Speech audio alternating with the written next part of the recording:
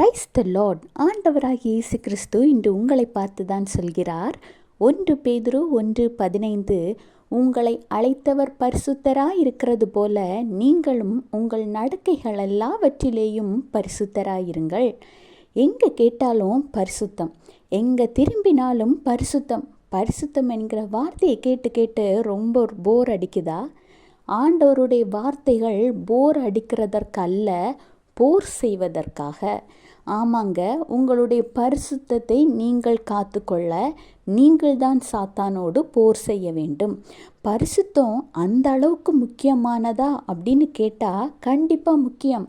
ஏனென்றால் பரிசுத்தம் இல்லாமல் ஒருவனும் கர்த்தரை தரிசிப்பதில்லை என ஆண்டவராகிய இயேசு கிறிஸ்து வேதாகமத்தில் சொல்லியிருக்கிறார்.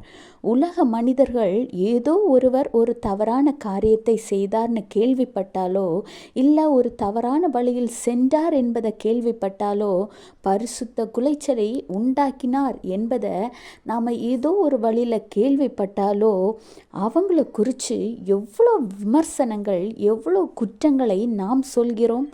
ஆனால் அந்த பரிசுத்த குலைச்சலை உண்டு பண்ணுகிற தவறுகளை நாம் செய்தால் மட்டும் சரியா?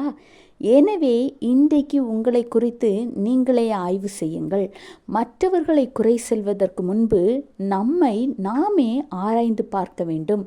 உங்களிடம் ஆண்டவர் விரும்பாத காரியங்கள் என்னென்ன உண்டு என்பதையும், உங்கள் பரிசுத்தத்தை குறைக்கக்கூடிய காரியங்கள் உங்களிடம் என்னென்ன இருக்கிறது என்பதையும் நீங்கள் ஆராய்ந்து இன்று அதிலிருந்து வெளியில் வாருங்கள். அப்படி செய்யும் பொழுது உங்கள் வாழ்க்கையின் ஆசீர்வாதத்திற்கான கதவுகள் ஆண்டவரால் திறக்கப்படும். Have a blessed day. Jesus bless you.